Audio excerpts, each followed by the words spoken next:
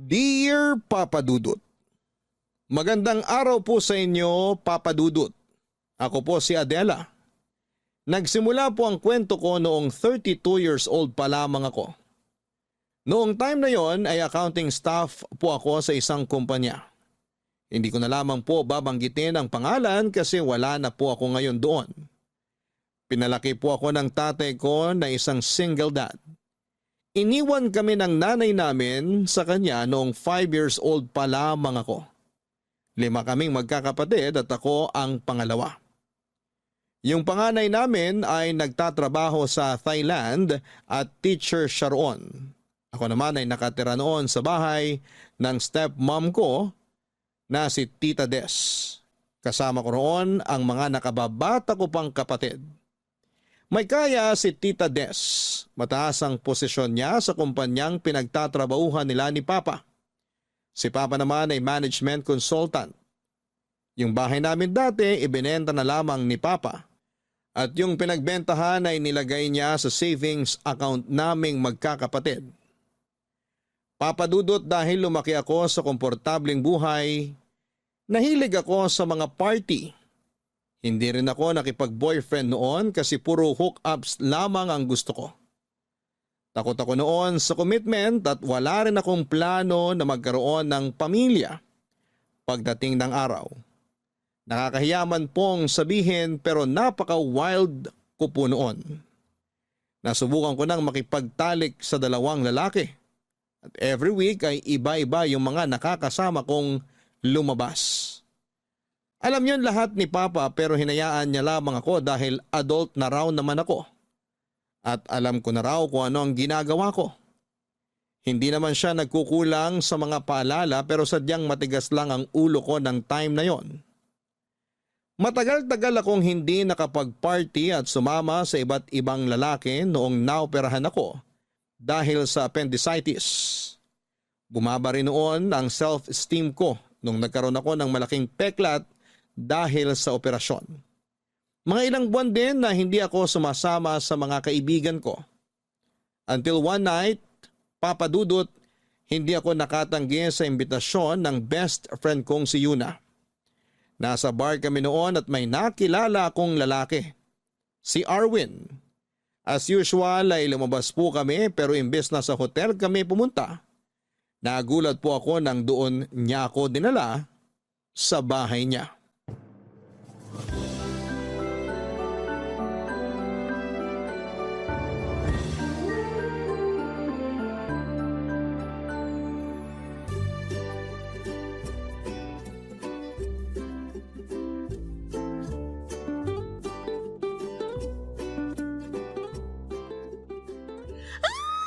Talaga?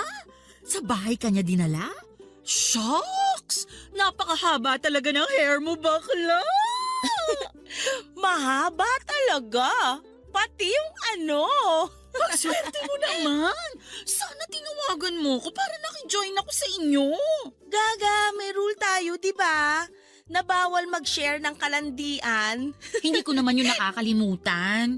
Di ka talaga mabiro. Kasi mukhang bet na bet mo yung guy na kasama mo last night. So, how's the performance? It's a 10. At alam mo ba, siya pa lang yung pinakamabait na nakaduko. Talaga? Paano mo naman nasabi? Pinagluto lang naman ako at hinatid pa pauwi. Nagpahatid ka sa bahay nyo? Syempre hindi.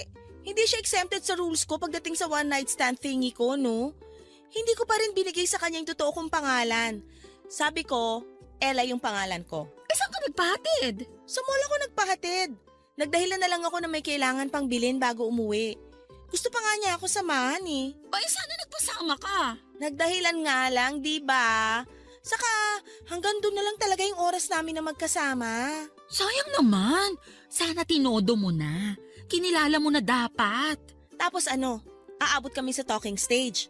At sunod nun, manliligaw na siya. At yun yung pinakaayaw ko mangyari eh. Maglalaro na kami ng mahal-mahalan. Yak! Kadiri naman yung ganun. Makayak naman to. Allergic ka lang talaga sa commitment kaya ka ganyan. Ay, sa ginagawa mo, Baka inuugat ka na, wala ka pa ring boyfriend. Hindi lahat ng babae kailangan ng boyfriend. Mas masaya ako na ganito kalaya. Uy, pero aminin mo, kinakabahan ka rin after ng encounter mo sa mga lalaki mo. Kasi, what if may sakit sila at nahawaan ka? Kaya dapat, magkaroon ka na ng isa sa mga nakasama mo dati. Or pwedeng maghanap ka ng bago. Gawin mong FOBO. Parang ang boring naman nun. Isa lang talaga. Baka madali kaming magkasawaan sa isa't isa. Ang sabihin mo, hindi ka lang talaga kontento sa iisang lalaki. Naku ha? Baka kasing luwang na ng wristband yan. Hoy, grabe! Napaka-OA naman nun. Pero seryoso, wala pa ba tayong planong magtino? I mean, baka kasi kung kailan natin maisipang magkaanak, saka naman hindi na pwede. Alam mo naman tayong mga babae, dumarating sa menopausal stage. Ayoko pang magkaanak. Parang hindi pa kasi talaga ako ready sa ganung responsibilidad. Saka alam mo naman yung sweldo ko, sarili ko pa lang yung kayang buhayin. 18,000 monthly, hindi pa pwede sa may anak. Gets naman kita, lalo na dito tayo nakatira sa city. Mas mataas ang cost of living. Kung nasa 30K siguro yung sweldo, carry na. 30K? Paano yung rent at utility bills? Konti lang matitira sa 30K after mag-grocery. Ay, oo na, huwag ka na lang mag-anak. Lumandi ka na lang.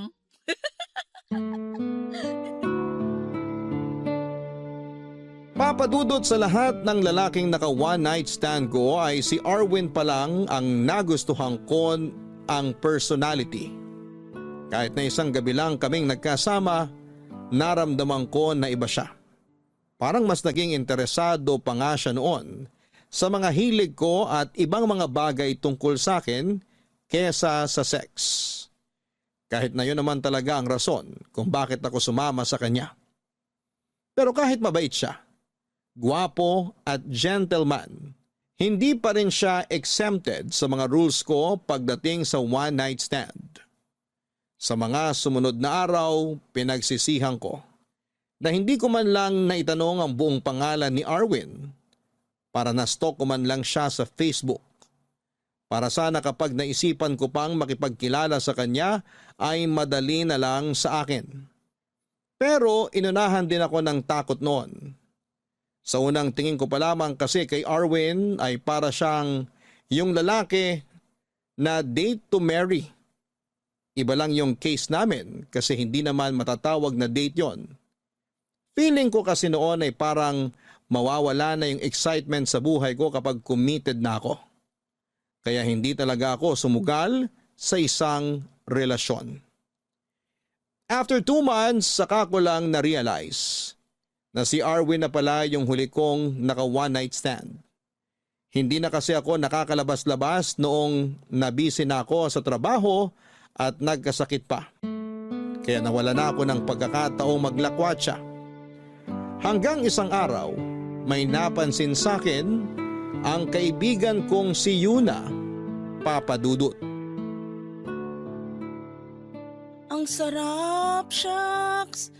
Ay, nagsisisi ako na isang cheeseburger lang binili ko. Hoy, matantakaw mo yata ngayon.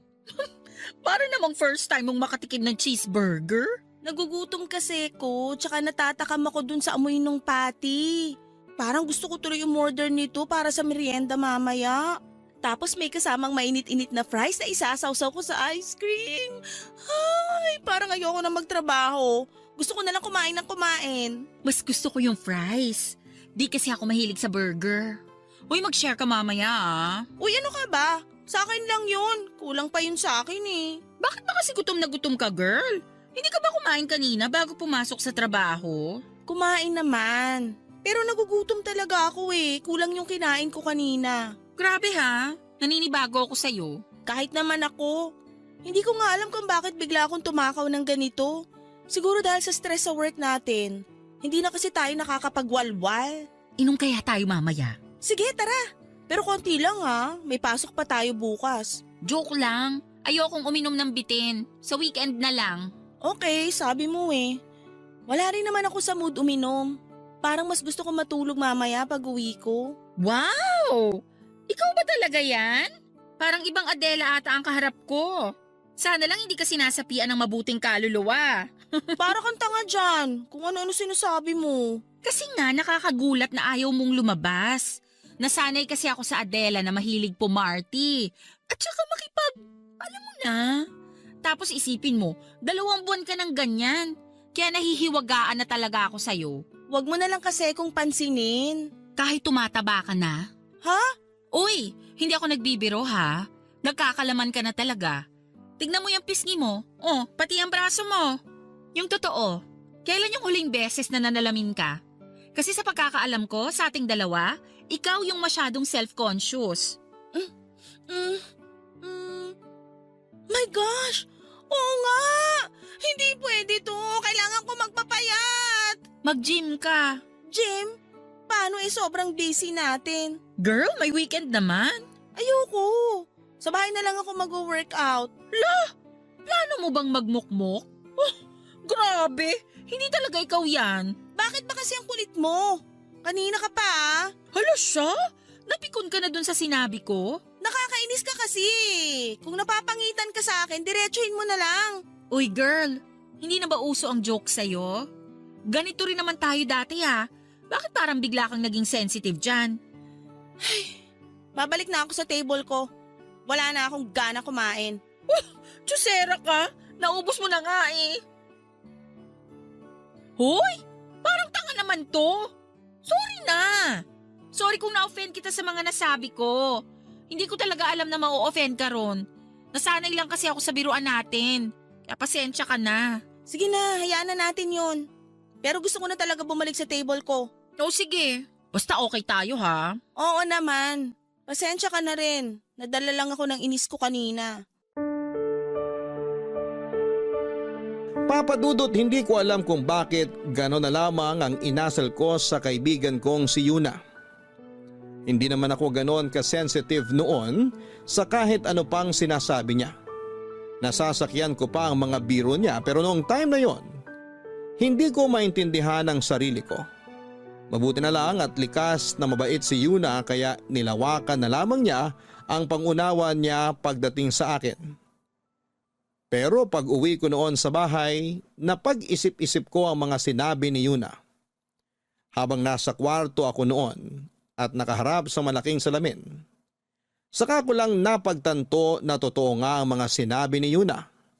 Tumataba na ako, pinisil-pisil ko ang braso ko na ayaw kong tumaba noon. Pero sa pagkakataong yun ay wala na akong magawa dahil nandun na yon. Medyo nagkaka-double chin na rin ako. Kaya inatake na naman ako ng insecurities ko sa sarili ko dahil sa pagbabagong yon ang katawan ko. Pwede naman ako mag-gym o kaya ay maglaan ng oras para mag-workout araw-araw. Pwede rin akong mag-diet pero ewan ko ba Papa Dudut. Wala akong ka-interes na gawin yon. Na-insecure ako sa itsura ko pero nawalan din ako ng gana sa mga ginagawa ko noon para ma-maintain ang magandang katawan. At sa pag-iisip ko po noon, bigla na lang akong namutla nang may isa pa akong napagtanto, Papa Dudut. Grabe ang kaba ko. Nang ma-realize kong 2 buwan na pala akong hindi dinadatnan, Papa Dudut. Papa Dudut, anemic ako at aware din ako na meron akong PCOS. Nalaman ko yon noong nagpa-check up ako bago pa man maoperahan dahil sa appendicitis. Kaya normal na sa akin ang ma-delay ang period ko. Isa pa ay nagpipills din ako pero after ng operasyon ay hindi na ako nakapag-take noon. Isa pa Papa Dudut nang maalala ko kung gaano kami kapusok ni Arwin. Nang gabing may nangyari sa amin ay bigla akong na-paranoid. Hindi ko kasi maalala kung gumamit ba siya ng proteksyon o hindi noong time na yon. Inis na inis ako sa sarili ko dahil hindi ko nagawang maging responsable sa huling beses na lumandi ako.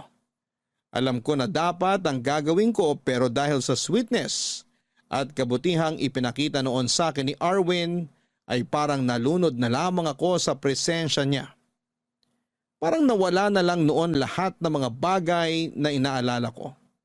At narealize ko lang na nangyari pala yon sa akin kung kailan ilang buwan na mula nang may mangyari sa amin. Posibleng buntis ako, Papa Dudut. Kaya naman nagpiti ako kaagad ng araw na yon at hindi ako makapaniwala sa naging resulta. Namutla ako nang makita ang 2 pulang linya sa pregnancy test na hawak ko. Ilang beses ko pang inulit yon. Pero iisa lang ang naging resulta. Hanggang sa naisip ko nang kumonsulta sa isang OB. Wala muna akong pinagsabihan noon dahil hindi ako handa sa magiging reaksyon ng pamilya ko at ng kaibigan ko, Papa Dudut.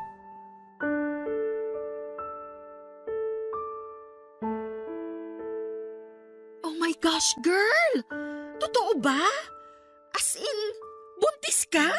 Oo, confirmed na. Nagpatingin na rin kasi ako sa OB. At ang sabi niya, mahina raw yung kapit ng bata kaya maselan yung pagbubuntis ko. Alam na ba yan ng tatay mo? Hindi pa. Wala pa akong pinagsasabihan sa kanila. Tayong 2 pa lang ang nakakaalam nito. Ay, saka ayoko rin sanang ipaalam. Alam mo naman yung ugali ni Tita Des. Baka sabihin nun ipapaako ko pa sa kanila yung magiging gasto sa pagbubuntis ko. Pero paano ka niyan? Maselan yung pagbubuntis mo kaya kailangan mo ng matinding pag-iingat. Ilang buwan na lang hindi ka na makakapagtrabaho niyan. Kaya nga kailangan kong paghandaan yun. Hindi na muna ako masyadong gagastos ngayon para makapagtabi ako ng pera. Pero girl, hindi magtatagal, lalaki na rin yung tiyan mo at malalaman din ng tatay mo na buntis ka. Hindi nila malalaman. O paano? Aalis ako sa bahay ni Tita Des. Maghahanap na lang muna ako ng murang paupahan. Ano? Seryoso ka ba? Mas lalo kang mahihirapan nun. Gagastos ka sa renta tapos mag-isa ka pa. Kailangan mo ng kasama. Kakayanin ko to ng mag-isa. Kasalanan ko naman to kasi hindi ako nag-ingat. Nako ha, alanganin talaga ako sa desisyon mo na yan. Ay, natatakot din naman ako. First time kong magbuntis. Hindi ko pa gustong magkaanak pero wala naman akong balak na palaglag tong bata. Malaking kasalanan yun. O dyan naman ako proud sa'yo. Kasi kahit malandi ka, matino kang mag-isip pagdating sa bata. Gaga ka talaga. Pero, kakailanganin ko yung tulong mo ha. Sure, sabihan mo lang ako kung anong magagawa ko for you. Andito lang ako lagi. Basta, ninang na ako agad ng anak mo ha. Oo naman. Kung gusto mo maging second mom ka pa niya eh. Ay, gusto ko yan! Nga pala, kung kailangan mo ng murang paupahan, matutulungan kita dyan. Talaga? Oo, may paupahan yung tita ko. Pwede ko siyang kausapin para i-reserve yung bakanting kwarto ron. Bahay yun ha, marami kang kasama ron. Pero all girls naman, kaya wala kang dapat alalahanin. Sige, sabihan mo ko kung magkano yung rent para mapaghandaan ko. May laman pa naman yung savings account ko kaya may magagamit pa ako kung sakali. Pero mas maganda kung kakausapin mo muna yung tatay mo. Para hindi siya mabigla na aalis ka ng bahay ng tita Des mo. Kakausapin ko naman talaga siya. Pero hindi pa lang talaga pwedeng sabihin yung dahilan kung bakit ako lilipat. Basta kapag kailangan mo ng tulong, huwag kang mahihiyang magsabi sa akin. Kahit sa pera pa yun, basta meron ako, pahihiramin kita. Thank you ha. Sobrang supportive mo talaga sa akin. Sana ganyan ka pa rin hanggang sa makapanganak ako. Kahit hanggang sa lumaki na yung anak mo, andito pa rin ako. Best friends nga, di ba? Iiyak na ba ako? Uy, gaga. Ayoko ng mga iyak-iyak na yan. Alam mo naman yun eh. Pero ikaw, kailan ka magkaka-baby? Ay nako, tigilan mo ako sa mga tanong na ganyan. Wala pa nga makabuntis sa akin eh. Tumatanda na kasi tayo. Isipin mo, kung sa mga susunod na taon ka pa magkakaanak, ang tanda mo na kapag nag-college na yung anak mo. Kakayanin mo pa kaya siyang suportahan nun? Hoy, ano ba? Huwag mo nga akong i-pressure. Kailangan mo na talagang ma-pressure. Kung ako sa'yo, damayan mo na ako sa pagbubuntis ko.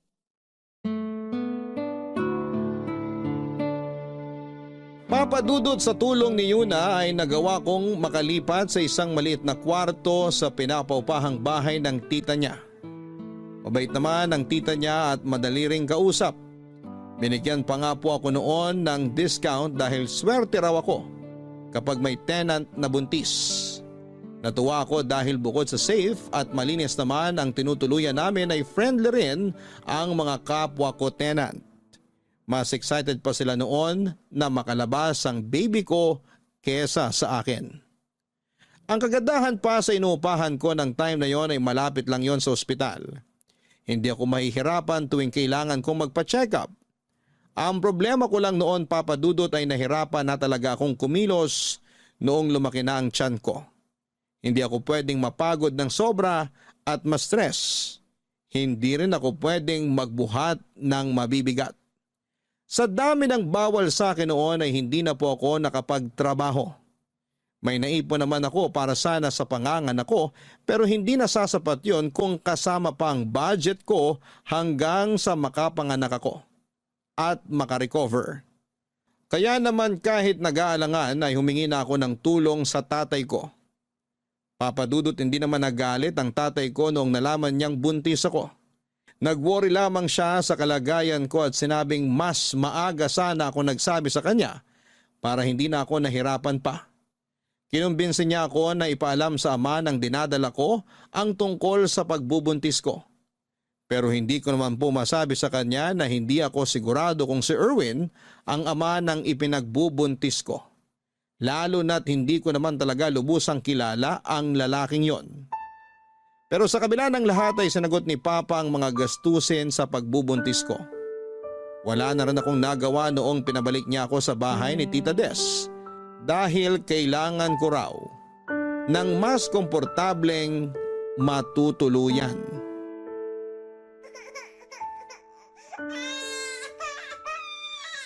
Tahan na, baby.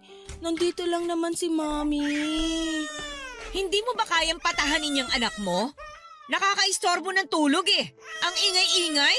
Pasensya na, tita. Nilabas ko lang siya ng kwarto para paarawan kanina. Oh, tapos na kayo magpaaraw, di ba? Eh di bumalik na kayo rin sa kwarto mo at kung pwede, magkulong na lang kayo maghapon para hindi ko marinig yung kaingayan ng anak mo. Pasensya na po talaga, tita. Ngayon pa lang kasi ako nakapag-alaga ng bata kaya naninibago rin ako. Hayaan niyo po, kapag nasanay na ako, hindi na kayo maiistorbo sa iyak ni Sevi. Eh, kailan pa yon? Kasi naman lalandi-landi, hindi naman pala handa sa pagiging ina. Kaya po ba hindi na kayo nagkaanak? Kasi hanggang ngayon hindi pa rin kayo handa? At bakit naman ako nasali sa usapan? Wisit ka! Kayo po unang namersonal, tita. Sinusubukan ko naman pong makisama ng maayos sa inyo pero kung tratuhin nyo kami ng anak ko, parang sampid lang kami rito. O bakit? Hindi ba totoo naman? Buti nga sa'yo na mismo nang galing eh. Gumagastos naman din po ako rito sa bahay. Saka hindi naman po pera nyo ang ginagastos namin. Kay Papa yon. Yung pera ng papa nyo, pera ko na rin. Paano naman nangyari na conjugal yun hindi nga po kayo kasal? Kahit na! Sa mata ng mga tao, ako na yung asawa ng papa nyo. Sa madaling salita, feeling nyo lang po yun. Pero hindi naman talaga. Bastos ka! Kayo rin naman po Kaya patas lang. Sa susunod na pagsalitaan mo ako ng ganyan, palalayasin kita rito. Di go! Para naman gustong gusto kong makasama kayo rito. Akala nyo ba kapag napalis nyo ako rito, titigil na si Papa sa pagtulong sa amin ng anak ko? Asa ka, tita. At talagang proud ka pang manandika kaya ka nagkaanak? Proud ako na may anak ako kahit na wala siyang tatay. At least ako, meron. Ikaw, wala. Kung gugustuhin kang hiwalayan ng tatay ko, baka hindi na siya magdalawang isip kasi madali ka lang namang iwanan. Wala kang pinanghahawakan. Wala kang karapatang pagsalitaan ako ng ganyan. Ikaw rin po, tita. Wala kang karapatang insultuhin kami ng anak ko kasi hindi naman ikaw yung nagpapalamon sa amin. Saka bakit ba big deal sa'yo yung simpleng pag-iyak ng anak ko? Para namang hindi ka dumaan sa pagiging baby. Wala ka talagang utang na loob! Ang tagal ko na kayong pinatira dito, tapos gaganyanin mo lang ako? Marunong po akong tumanaw ng utang na loob. Pero hindi ibig sabihin nun, hahayaan ko na kayong insultuhin kami. Saka kahit ano namang gawin ko, ganyan pa rin yung sasabihin nyo. Kasi alam ko naman na sa simula pa lang, napipilitan lang kayo na patuluyin kami rito dahil kay Papa. Pero alam nyo, tita, kapag nalaman ni Papa na hindi nyo gustong nandito kami, baka maghanap na siya ng ibang bahay. Tapos, hindi ka na niya uwian kasi mas gusto niya kaming makasama. Lalo na ngayon na may apo na siya. Gustong gusto niya kasi na may baby siyang nakikita. Kaya kapag wala na kami rito, bihira na rin kayong magkakasama. Alam mo, buwisit ka sa buhay kung babae ka! I feel the same, tita.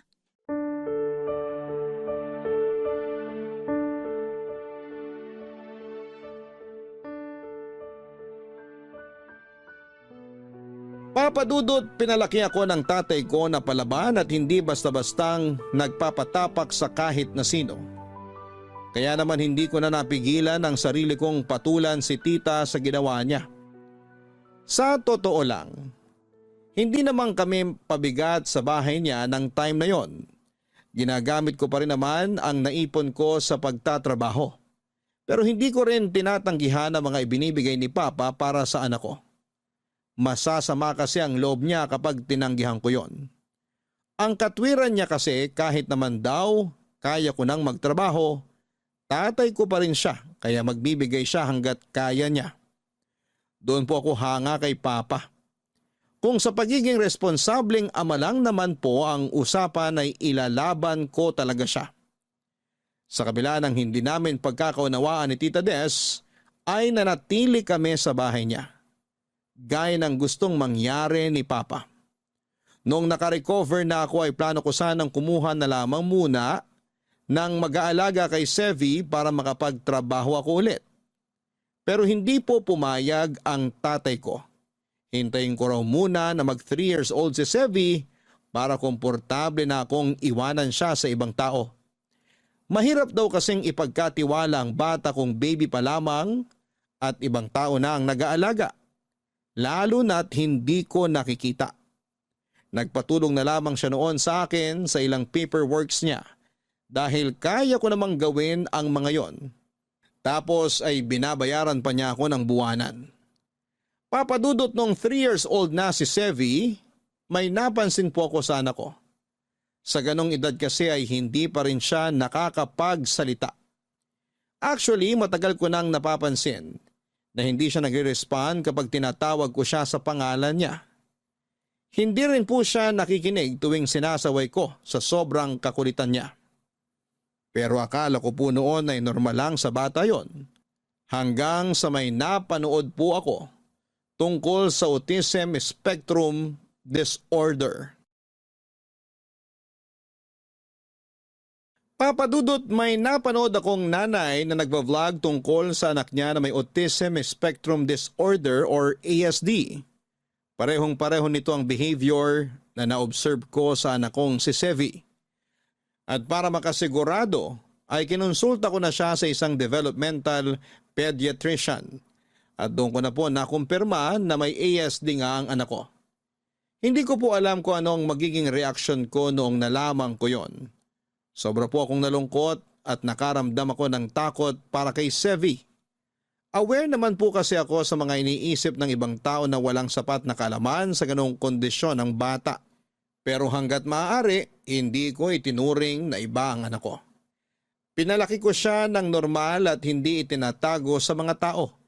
Hindi naman po yun naging madali para sa akin, lalo na at maraming nagsasabi na hindi siya normal. Marami rin yung kinakawaan siya na para siyang may malubhang sakit at hopeless case ang kondisyon na meron siya. Kaya madalas akong may nakakasagutan noon.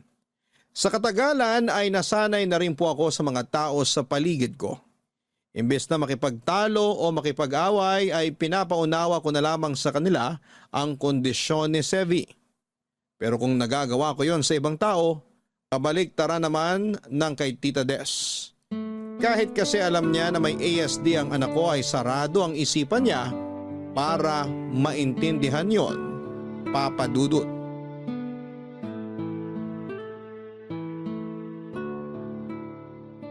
Ay, salamat. Nakatulog din si Sevi.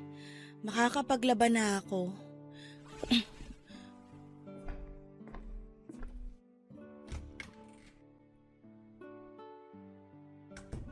Oh, nandyan ka na pala. Kanina pa ba kayo nakauwi? Kani-kanina lang po, tita. Ay nako, dapat kasi hindi mo na inilalabas yung si Sevi. The more na na-expose yan sa ibang tao, the more na nabubuli yan. Tita, na-appreciate ko naman po yung concern nyo. Pero alam ko naman po yung ginagawa ko. Sinasanay ko siya para mamuhay kagaya ng ibang bata. Hindi ko naman siya pwedeng ikulong na lang dito sa bahay at itago para protektahan. Hindi po ganun yun. O edi ikaw na yung marunong. Sana all, palabas-labas lang, pasyal-pasyal. Kung makagastos, akala mo naman may trabaho. Tita, please. Nagsisimula na naman po kayo. Matagal na ako nagsimula. Papunta na nga tayo sa ending eh. Anong ibig niyo sabihin? Eh kasi, ako na mismo magsasuggest sa tatay mo na paalisin na kayo rito. Masyado na kasi kayong masakit sa mata. Pumapangit yung umaga ko kapag nakikita ko kayo. Eh di pumikit ka. Hindi mo na ako madadala dyan sa pamimiloso po mo, no? Maghintay ka lang. Mapapaalis ko na rin kayo rito. Ganon? Eh di good luck po, tita. Wait ko yan, promise. Alam mo, bakit kaya hindi mo hanapin yung tatay ng anak mo? Pamalay mo, panagutan ka kahit malaki na si Sevi. Tsaka sa kondisyon niya, mukhang kailangan niya talaga ng tatay eh. Kaya ko naman palakihin si Sevi nang ako lang yung magulang niya. Kaya mo nga. Pero yung kondisyon ng anak mo, kaya mo pa bang i-handle? Ay, sayang si Sevi. Ang pogi pa namang bata. Ano? Paano naman siyang naging sayang? Eh kasi kulang-kulang yung anak mo eh. Kailangan pa bang sabihin yun para maintindihan mo, Adela? Paglaki niya, baka walang magkagusto dyan. Hindi kasi siya normal eh. At sa tingin nyo, normal kayo sa lagay na yan? Ang kitid ng utak nyo. Pinaliwanag ko na sa inyo yung kondisyon ng anak ko, pero anong magagawa ko kung sadyang mahina kayong umintindi? Kahit anong paliwanag pa ang gawin mo, hindi pa rin mababago no na hindi normal yung anak mo. Kaya alam mo ko ako sa'yo, ilayo mo siya sa akin at sa ibang tao para hindi siya masaktan. Doon kayo!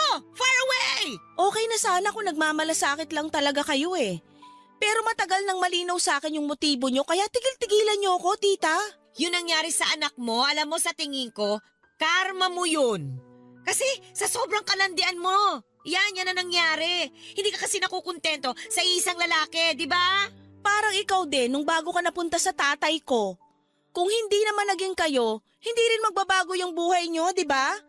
Saka yung sinasabi mong karma, para lang yun sa mga kagaya nyo. Wala naman akong niloko at sinirang relasyon sa ginawa ko noon. Isa pa, hindi ko tinuturing na malas sa buhay ko si Sevi. Kahit dumating siya sa panahong hindi pa ako handa, minahal ko siya ng buong buo bilang anak ko. Blessing nga siya sa akin eh. Nagbago yung pananaw ko sa buhay nang dahil sa kanya. Eh kayo, kaya siguro hindi pa nagbabago yung pananaw nyo kasi hindi nyo nga naman naranasan maging ina. Papadudot yun na ang huling beses na nagkasagutan kami ni Tita Des. Umalis kami sa bahay niya hindi dahil sa pinapalayas niya kami, kundi dahil gusto kong palakihin ang anak ko sa magandang environment at hindi sa may kabahay kaming ganon kasama ang ugali. Hindi kasi ako nakakapagpigil tuwing harap-harapan niyang iniinsulto ang anak ko. Ayaw ko naman na lumaki ang anak kong naririnig palagi ang pagtatalo namin ni Tita Des. Ayaw sana ni Papa na umalis kami pero ipinaliwanag ko sa kanya ang sitwasyon namin ni Tita Des para maintindihan niya ang desisyon kong yon. Dahil wala pa naman akong trabaho, nang hiram na lamang muna ako kay Papa ng gagamiting panimula. Nangako ako sa kanya na babayaran yon paunti-unti kapag nagkaroon na ako ng trabaho. May narekomenda sa akin si Yuna sa Makati.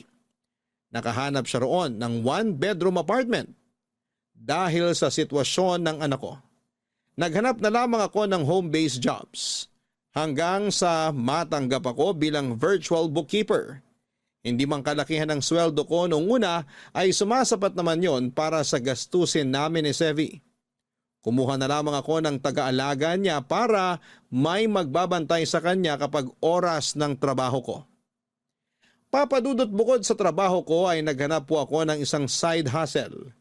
Naging affiliate ako ng isang shopping platform at naisip ko rin pong mag-online selling ng mga ukay pero branded na damit. Wala na po akong naramdamang hiya o kaartihan noon dahil kung hindi ako didiskarte ay walang mangyayari sa amin ni Sevi. Nakakapagod at nakakadrain ang ginagawa ko noon. Hindi ko na naisip na maglakwatsa at hindi na rin po ako nakakabili ng mga bago kong gamit sa kagustuhang makaipon para sa future ng anak ko. Bala ko po kasi siyang i-enroll sa school para sa may kondisyong kagaya niya. May kamahalan lamang yung tuition kasi private pero malaking tulong naman yon sa progress ni Sevi.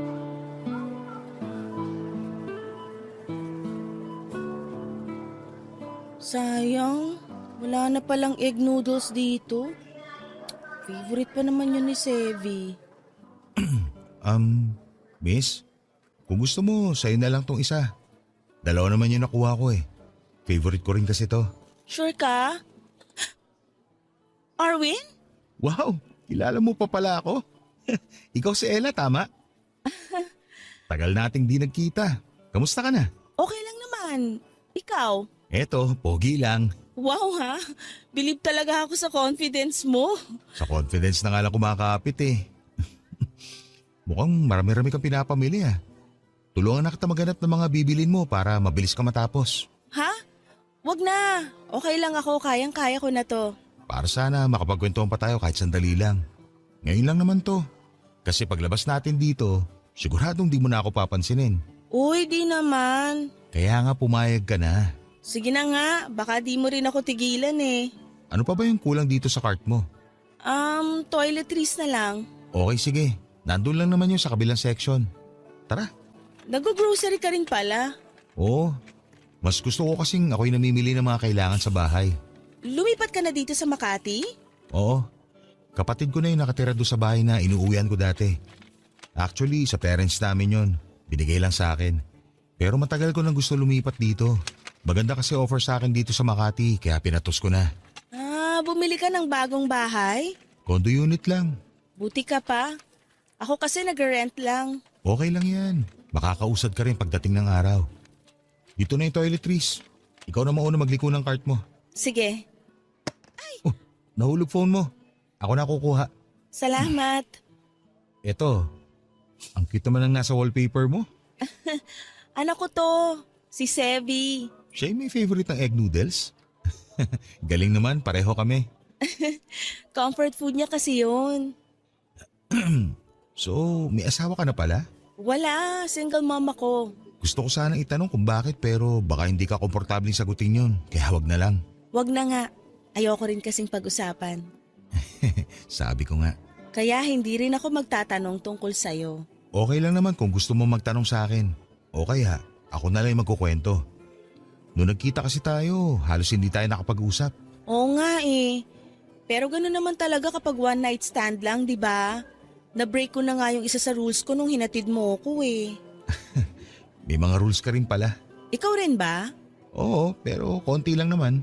Talaga? Ano yung isa sa rules mo? Hindi ako nakikipagrelasyon sa mga naka-one night stand ko. Bakit naman? Magiging komplikado lang. Siyempre ako, alam ko yung rason kung bakit ko yung ginagawa. So pareho lang kami ng mga babae na ikakama ko. At gaya ko, marami na rin dumaan sa kanila. Kaya sa tingin ko, hindi sila yung babaeng tatagal sa isang relasyon. Wow, so gusto mo pala yung tatagal sa relasyon. E di sana nanligaw ka na lang para hindi mo na kailangan ng ka-one night stand. Nag-e-explore pa kasi ako noon. Ini-enjoy yung pagiging single. Kaya wala pa talaga akong balak na manligaw. Pero nagbago na yun ngayon. Gusto ko, kung may makakarelasyon man ako, yun na rin yung pakakasalan ko. Date to marry guy ka pala. Parang gano'n na nga. Okay, tama na tong chismisa natin. Kukuha na ako ng mga kailangan namin tapos diretso na ako sa counter. Ikaw ba? Gano'n din. Kaya sabay na lang tayo. Ikaw bahala.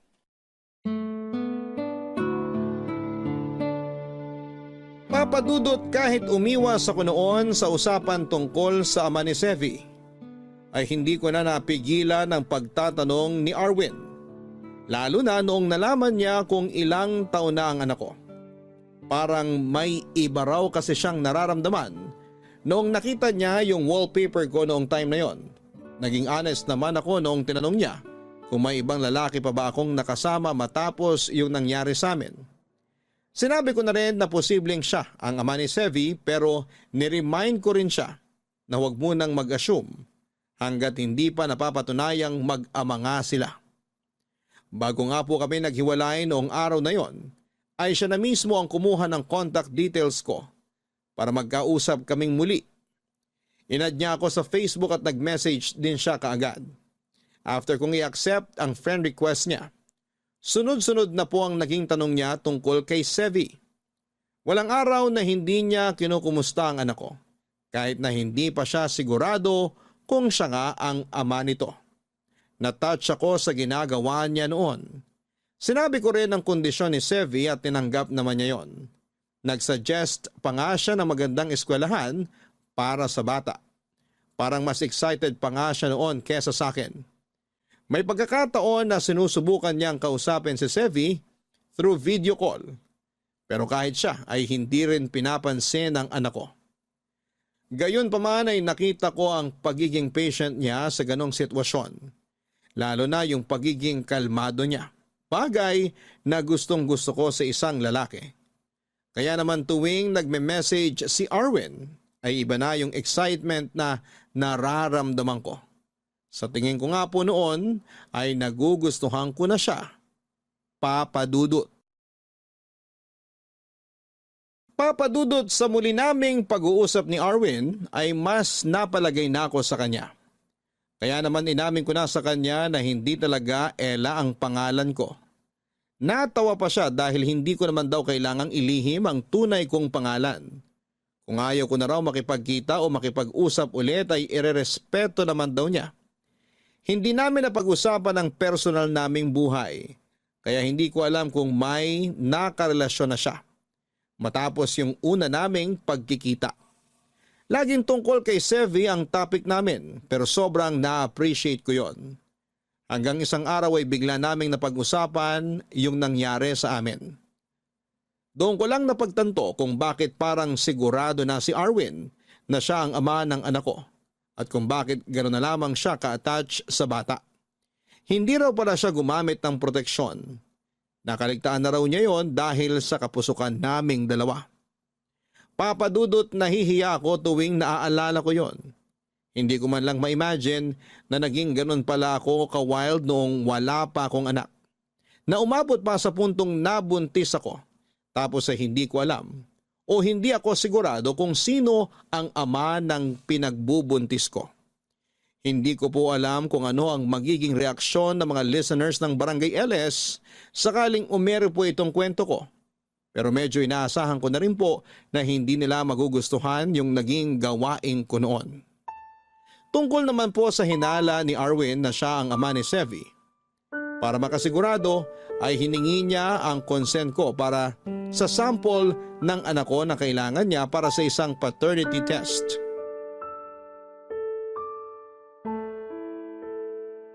Okay ka lang ba? Oo naman. Ikaw nga dapat tanungin ko niyan kasi hindi mo pa binubuksan yung envelope. Gusto ko kasing sabay tayo makaalam ng resulta. Ikaw na ba magbubukas o ako na lang? Ako na lang. Okay, buksan mo na. Ay, sana positive. Kabado ka pa rin, no? Tingnan mo na kaya. Nabuksan mo na eh. Eto na, promise.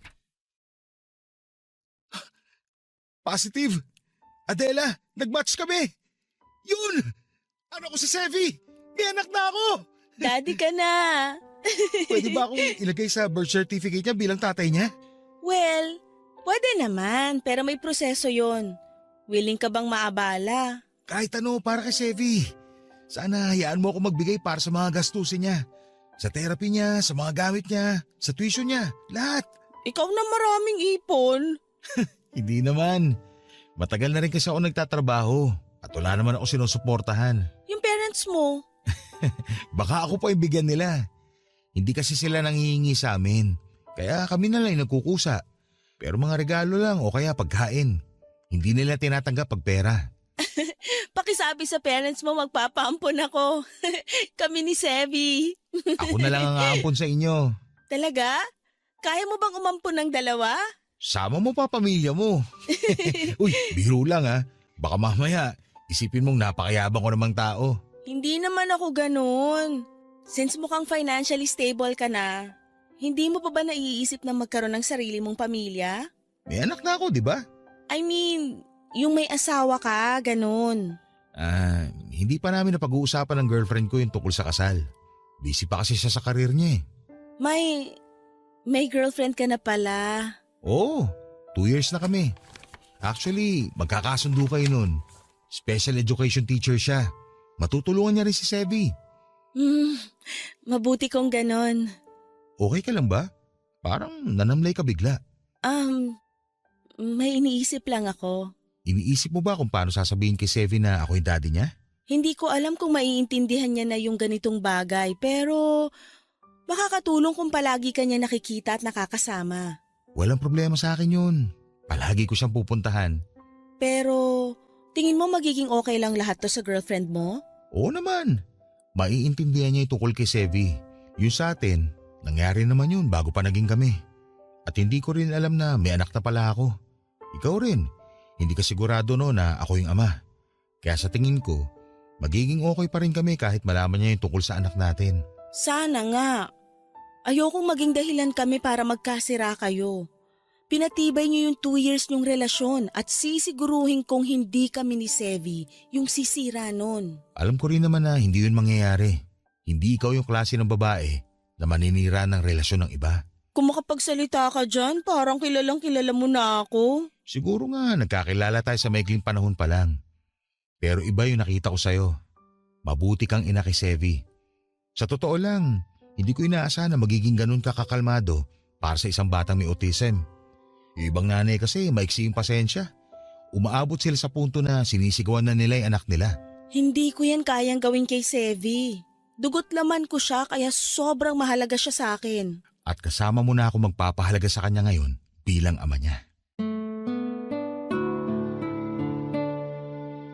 Papa Dudut, ayoko naman talagang masira ang relationship ni Arwin at ng girlfriend niya.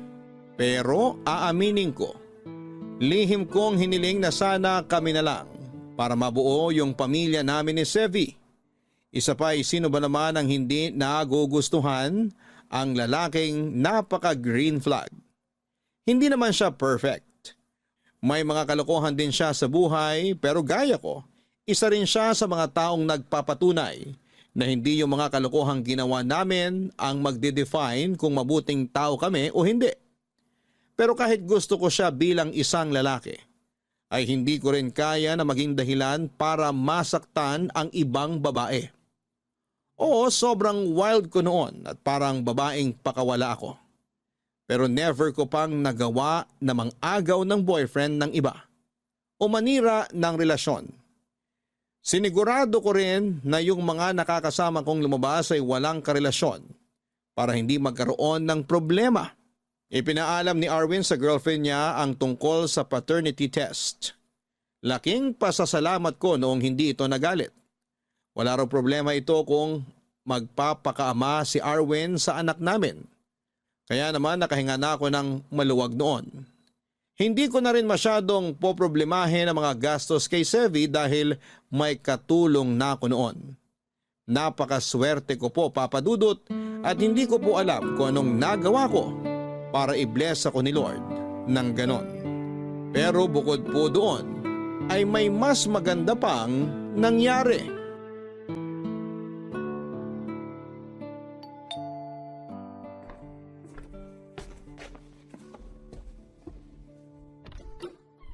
Arwin, ikaw pala.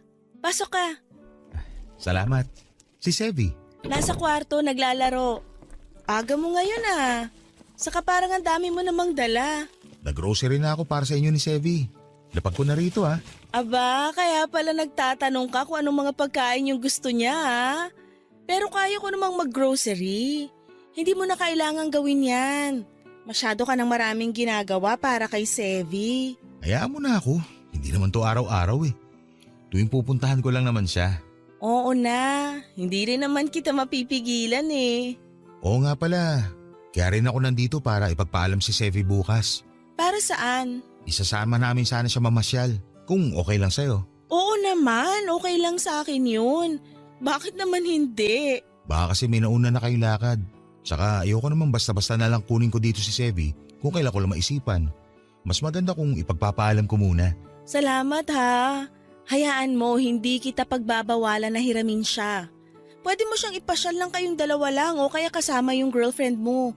Walang kaso sa akin yun. Pero sa susunod, kasama ka na. Tayong 4. Para makita ni Sevi na mas malaki na yung pamilya niya. Gusto ko yan. May isa pa nga pala akong ipagpapaalam sa'yo. Ano yun? Nagpaplano na kasi kami ng girlfriend ko na magpakasal eh. Talaga? Magpapakasal na kayo? Oo.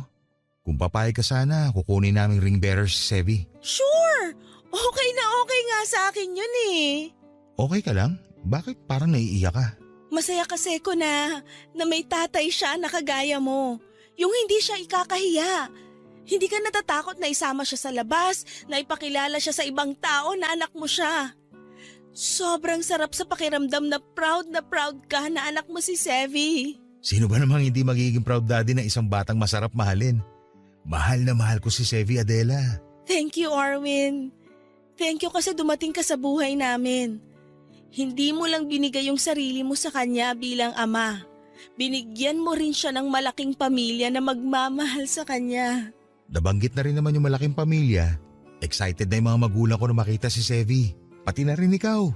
Kaya minsan, imbitahan ko kayo sa bahay. Kaya sana makapunta kayo. Makakatanggi pa ba ako? Pamilya mo na yun eh. Natin, Adela. Yung pamilya ko, pamilya nyo na rin ni Sevi. Basta ha, kapag ako naman yung nag-invite sa inyo para makilala nyo si Papa, bawal din kayong tumanggi. Ipupusta ko mga daliri ko. Walang tatanggi sa pamilya ko, Adela. Siguraduhin mo lang, kasi baka ikasal ka na putol yung mga daliri mo. Saan pa susuot yung wedding ring? Alam mo, si Raulo ka rin bumanat eh, no? Hoy, mas malala ka, no? Oo na. O siya, punta ako muna si Sevi sa kwarto. Magkakalat kami, ha? Basta marunong ka ring maglinis, makakalabas ka pa ng buhay rito.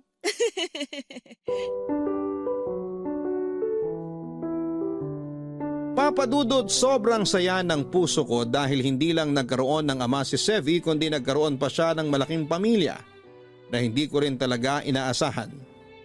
Gaya ng sabi ni Arwin, mabait ang mga magulang niya at napamahal kaagad sa kanila ang anak namin.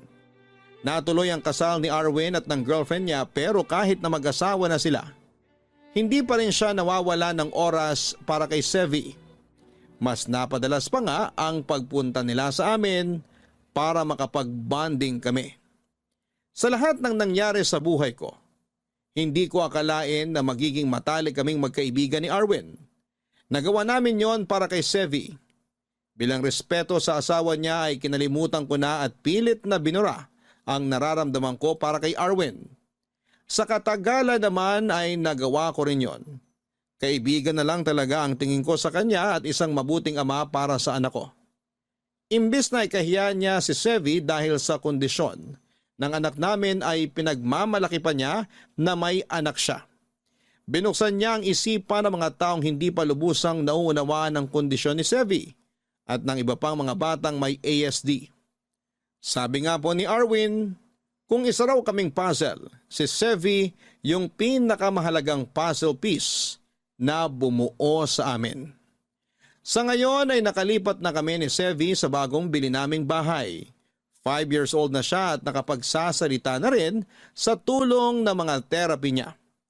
Hanggang dito na lamang po ang medyo komplikado pero masayang kwento ng buhay ko at ng aking anak na si Sevi Papa Dudut. Maraming salamat po sa inyong lahat na nasa likod ng napakagandang programa ninyo sa radyo. Sana po hindi kayo magsawa na magbahagi ng iba't ibang kwento ng totoong buhay para magsilbing inspirasyon sa amin. Malaking bagay po ito para sa amin na minsan ay pinanghihinaan din ng loob. Mabuhay po kayo and God bless. Ang inyong forever kapuso at kabarangay, Adela. Mga kabarangay, huwag nating tingnan ang autism bilang isang limitasyon. Ang mga batang may ganitong kondisyon ay may kanya-kanyang kwento ng lakas at katatagan. Kaya naman hayaan natin sila na ipakita ang kanilang kakayahan at makasabay sa mundong sa kanila rin naman nakalaan. Natatangi ang kanilang kakayahan at talento.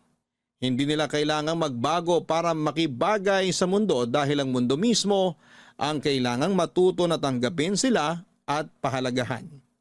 Malaking tulong ang pagtanggap na ito para sa mga magulang tulad ni Adela at Arwin. Kaya ugaliin nating maging sensitibo sa mga salitang binibitawan natin. Dahil kung meron mang higit na masasaktan, yon ay ang mga magulang na buong pusong tinanggap ang kanilang mga anak. Anuman ang kanilang kondisyon. Hanggang sa muli mga kapuso, ako po si Papa Dudut. Nakasama ninyo sa mga kwento ng pag-ibig, buhay at pag-asa sa nangungunang Barangay Love Stories Number 1. Dear Papa Dudut, magandang araw po, itago niyo na lamang po ako sa pangalang Kiel. 31 years old at dati po akong online sex worker na nakatira sa Pasay. Bunso ako sa 4 na magkakapatid. Ang buhay ng pamilya namin ay may halintulad ko sa bagyo. Napaka-unpredictable. May mga panahon na para bang nasa alapaap kami na kaya naming bilhin lahat ng bagay na gusto namin. At may mga panahon din na walang-wala kami ni pambili ng itlog na ulam. Ay hirap pa kami, Papa Dudut. Parehong sugarol ang mga magulang ko. Nasanay na kaming magkakapatid na nakaasa sa swerte ng nanay at tatay namin sa sugal na ginawa nilang trabaho sa pang-araw-araw. Tuwing hapon, sa halip na magsiesta, ay lumalabas agad si nanay ng bahay, dala ang mga kakaning ibinebenta nito. Dumidiretso ito sa bahay ng kaibigan niyang may sariling sugalan sa likod ng kanilang bahay. Doon ay pinagsasabay niya ang pagtitinda habang nakaupo sa harapan ng mga baraha. Sa kabilang banda ay nalulong naman sa sabong ang tatay ko. Kapag nananalo ng sugal ang mga magulang ko ay daig pa namin ng mayayaman kung maglustay ng pera. Pero kapag pareho silang minalas ay nagtsatsaga kami sa instant noodles at dilatang ulam. Dahil sa mga bisyo ng mga magulang ko ay mabilis na nalubog sa utang ang pamilya namin. Umabot sa halos kalahating milyon ang pinagsamang utang ng mga magulang ko. Sa puntong hindi na nila ito kayang bayaran, kaya ang ginawa ng tatay ko ay tinakasan na lamang niya ang mga ito. Nagising na lamang ako isang araw na hindi namin mahagilap ang tatay ko. Yun pala ay tinakbuhan na niya ang mga pinagkakautangan niya. Papa Dudut.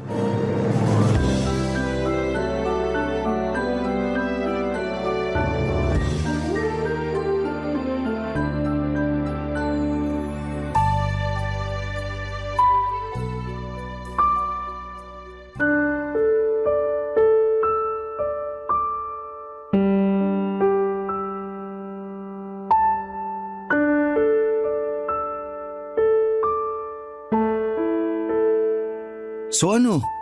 Wala ka pa bang balita tungkol sa tatay mo? Wala pa eh. Ni Honey ho, wala man lang siyang paramdam. Kahit sabihin lang niya sa amin kung buhay pa ba siya o hindi na. Ano ba kasi nangyari? 1 buwan na siyang hindi umuwi ah. Baka naman may pinagtataguan. Ganun na nga. Sa dami ng utang niya, naisip na lang siguro niyang solusyon sa problema niya, umalis, magtago at iwan sa amin yung patong-patong niyang utang. Hirap niyan, pre. Mahirap talaga. Kami na ngayon yung binubulabog ng mga naniningil sa kanya. Biruin mo, kada araw nasa 3 hanggang 4 ang nagpupunta sa bahay para maningil sa kanya. Hindi na nga makalabas si nanay dahil dun eh. Sinubukan mo na ba siyang hanapin sa mga kaibigan niya? Sa probinsya niyo? Tumawag na kami sa lola namin sa probinsya, wala raw siya doon. Maging sila nag-aalala na rin dahil hindi raw nagpaparamdam sa kanila si tatay. Nagpunta na rin kami sa mga kumpare niya, pati sa mga kaibigan niya sa sabungan. Pero wala rin silang balita kay tatay. Maging sila nga hinahanap si tatay kasi may utang din siya sa kanila. Hindi niyo ba sinubukan mag-report sa pulis para matulungan nila kayo? Bakit naman idadamay ang mga pulis? Hindi naman nawawala si tatay. Nagtatago yun kaya sa halip na hanapin, baka huliin pa yun sa dami ba naman ng utang niya. Hindi, sa pagkakaalam ko, wala namang nakukulong sa utang eh. Talaga? Bakit naman? May nabasa kasi ako sa Facebook tungkol dyan. Kasi pati yung tita ko, nagkautang din nun sa Ola. Ano naman yung Ola? Online lending apps. Nagpatulong siya sa barangay noon kasi tinatakot na siya ng mga kolektor. Pero ang sabi sa kanya, bawal mang threat ang mga kolektor. Hindi rin totoo yung mga panakot nilang makukulong siya kasi nasa batas yun na bawal ikulong ang mga taong hindi nakakapagbayad ng utang. May ganun pala? Oo, pero syempre kapag tinakbuhan mo yung utang mo, hindi ka talaga tatantanan ng mga nangongolekta. Gagawin nila lahat para makuha nila pabalik yung perang inutang mo. Yun na nga ang pinagdadaanan namin ngayon eh. Stress na si nanay kasi pati mga kamag-anak namin, kinokontak na rin ng mga kolektor. Napost na nga sa Facebook si nanay at tatay eh. Hiyang-hiya na si nanay. Wala na rin gusto makipaglaro sa kanya ng tongits dahil sa nangyari. Alam mo kung anong mas malala? Ano? Pati trabaho ko natuntun na rin nila. Lagi nila akong pinupuntahan doon para hanapin si tatay. Araw-araw yun, walang mintis. Napagalitan na nga ako sa trabaho eh. Ang gusto nila, ako na lang ang magbayad sa utang ni tatay kasi ginawa rin niya akong co-maker sa mga utang niya. Ano naman yung co-maker? Yung kapag umuutang yung isang tao, may 2 o 3 silang co-maker para kapag hindi nakapagbayad ng utang yung taong umutang, obligado yung mga co-maker na bayaran yung utang, lalo na kung hindi nagpaparamdam yung nakautang. Sa sitwasyon namin, lahat kami sa pamilya, si nanay pati 3 kapatid ko, co-maker sa mga utang ni tatay. Ang lala pala ng problema nyo. Kaya nga hindi ko na rin alam kung anong gagawin ko eh.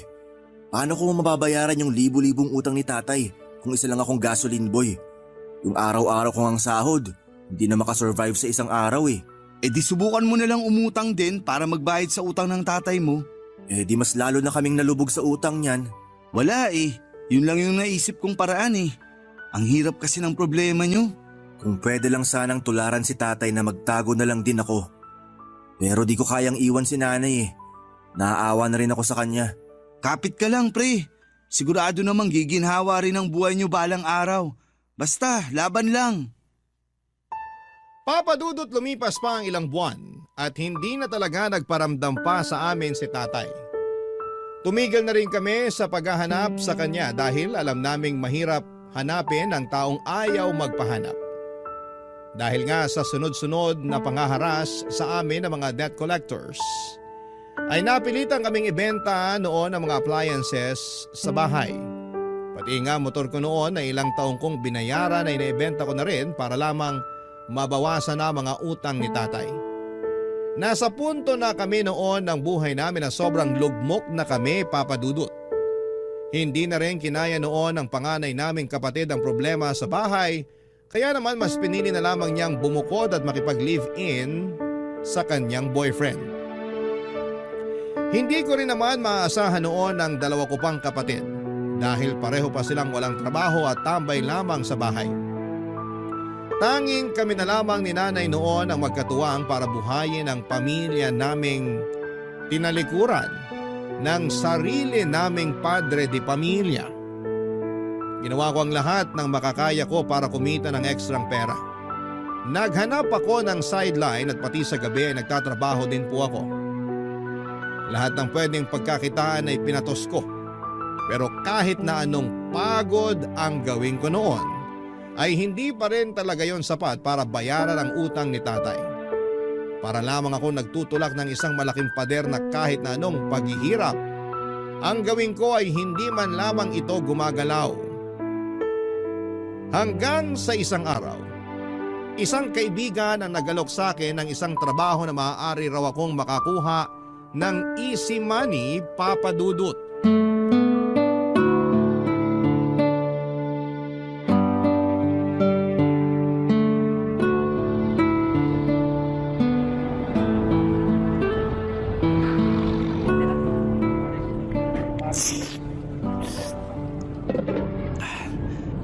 Kakainin mo pa ba yan? Ha? Yang mami mo, uubusin mo pa ba? Kasi kung hindi na, ako na lang uubos. Kunin mo na. Ayun, salamat. Gutom pa ako eh. Mukhang problemado ka yata dyan ah. Araw-araw naman akong problemado eh. Kung sa bagay nga naman. May tanong ako sa'yo. Oh, ano yun? Kapag may nag-alok ba sa'yo ng easy money, tatanggapin mo? Depende. Anong easy money ba yan? Illegal ba yan? Hindi ko alam. Paanong hindi mo alam? Magnanakaw ka ba? Mang-hold up? Kasi krimen yung mga yun. Hindi naman ako mananakit ng tao. Eh ano nga? Mamamakla ka. Maghahanap ka ng sugar mommy. Medyo parang ganon. Sabihin mo na kasi kung anong klaseng easy money yan. Kilala mo si Gabriel, di ba? Oo, yung biglang yumaman ng walang dahilan. Tapos ayaw namang sabihin kung anong trabaho. Sa tingin ko may nag-i-sponsor dun eh. Kaya biglang nagkapera. Tingnan mo, may sarili na nga siyang sasakyan eh. Wala siyang sponsor, kundi nagbebenta siya ng videos online. Video? Anong video naman yung binibenta niya? Vlogger ba siya? Hindi. Gumagawa siya ng malalaswang video, tapos ibinibenta niya sa internet. Ah, oo. Alam ko na yun. Maraming ang ganyan sa internet ngayon. Yun ang trabaho niya? Oo. Yun din ang sinuggest niyang gawin ko kung desperado talaga akong magkapera. Kung video lang naman, wala naman sigurong masama dun. Talaga ba? Nag-aalangan kasi ako eh. Kesa naman magbenta ka ng laman. Magbenta ka na lang din ng video. Kung yun talaga ang makakatulong sa'yo, bakit hindi? Paano ba ginagawa yun? Madali lang. Mag-perform ka lang sa harap ng camera. Tapos kapag gusto nilang panoorin yung buong video, kailangan nilang magbayad. Easy money nga talaga. Magandang lalaki ka naman. Maganda naman katawan mo. Kung gusto mong gawin yun para makatulong sa problema ng pamilya mo, gawin mo. Parang nakakahiya kasi. Pwede mo namang itago yung mukha mo eh, para hindi ka nila makilala. May mga napapanood din akong ganyan, nakatawan lang ang ipinapakita. Yung iba nga, naka-face mask eh. Ano? Papatusin ko na kaya to? Kung kaya mo namang gawin, bakit hindi? Kailangan mo ng pera ngayon eh. Wala na akong ibang choice eh. Ito na lang yung nakikita ko na pwedeng gawin. Pero paano mo ibebenta yung mga video mo? Saan mo ibebenta kung sakali? May website para dyan. Tutulungan daw naman ako ni Gabriel. Ipopromote daw niya yung mga video ko sa mga fans niya. Huwag kang mag-alala. Hindi ko sasabihin sa ibang tao tong gagawin mo. Tikom ang bibig ko. Hindi rin kita huhusgahan. Kasi alam ko naman na gagawin mo lang to dahil sa kagaguhang ginawa sa inyo ng tatay mo. Salamat. Pero kapag yumaman ka, huwag mo akong kakalimutan ha. Si Raulo, kapag nabayaran ko na yung mga utang ni tatay, titigil din ako agad. Basta, good luck na lang. Hanggang suporta lang naman ang may tutulong ko sa'yo. Kasi parehas lang din naman tayong hikaw sa buhay. Malaking tulong na yun para sa akin na may natatakbuhan akong kaibigan. Papa Dudut, doon ko na nga po pinasok ang mundo ng online sex working. Nung una ay natatakot ako na bawat upload ko ng video ay may makikilala or makakakilala sa katawan ko. Napraning ako noon na baka malaman ng ibang tao ang ginagawa ko. Sa tulong naman ni Gabriel na matagal na sa ganong klase ng kalakaran ay nakahanap ako ng fans sa mga sumunod na buwan. Gamit ang katawan ay binalandra ko ang kabuuan nito sa internet, kapalit ng pera. Ang tawag nila sa ganong klase ng trabaho ay alter, na ngayon ko lamang nalaman na nagmula pala sa salitang alter ego kung saan ay gumagamit ng ibang pagkakakilanlan ng isang tao sa online world para hindi sila makilala sa totoong buhay. Kumbaga, iba ang buhay nila sa realidad at iba rin ang buhay nila online. Noon din ay isang persona ang binuo ko, base na rin sa pantasya ng mga customers ko. Hindi naglaon ay mabilis din ako nakapag-ipon ng parokyano, Papa Dudut. Hindi nga ako makapaniwala na ganon lang pala kadaling makakuha ng pera sa pamamagitan ng pagbebenta ng adult videos. Cellphone at katawan lang ang naging puhunan ko. Para kong gumagawa noon ng sarili kong TV show kung saan ay buwan-buwan na nagbabayad ang mga fans ko para mag-subscribe at mapanood ang mga video ko na ina-upload ko araw-araw.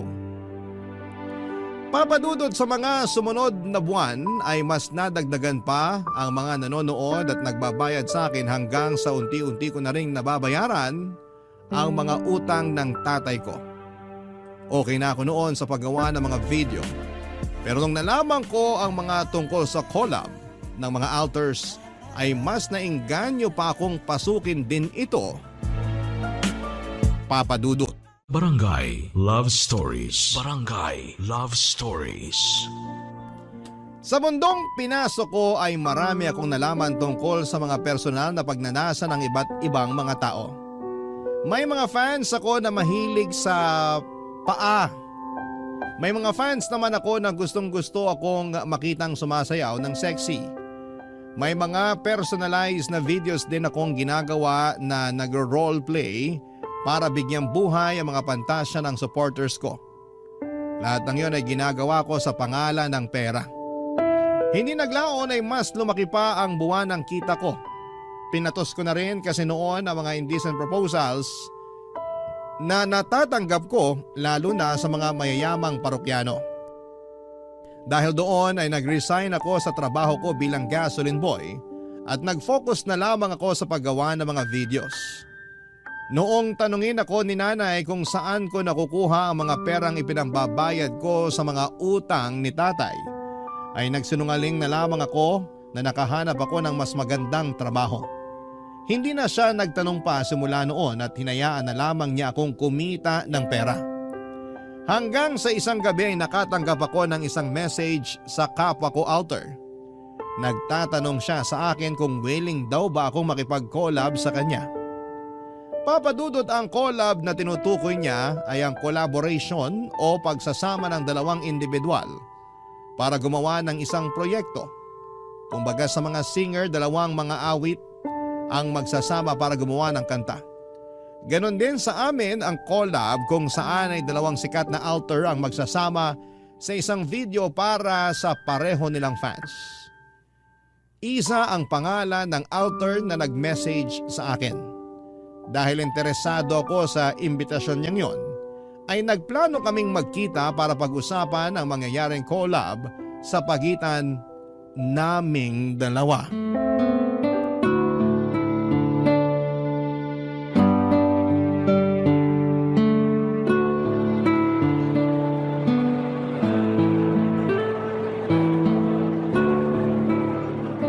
Excuse me, ikaw ba si Kiel? Ikaw lang yung nakasuot ng green na varsity jacket dito eh. Ako nga. Ikaw si Isa? Oo. Matangkad ka pala ha? Sa mga video mo kasi kung hindi ka nakaupo, lagi kang nakahiga. Teka, nakasubscribe ka sa akin? Oo. Na-curious ako sa'yo kasi maraming bumabanggit sa pangalan mo. May pa-poll kasi ako sa channel ko kung sinong alter ang gusto nila makakollab ko. Ikaw yung may maraming boto kaya pinanood ko yung mga video mo.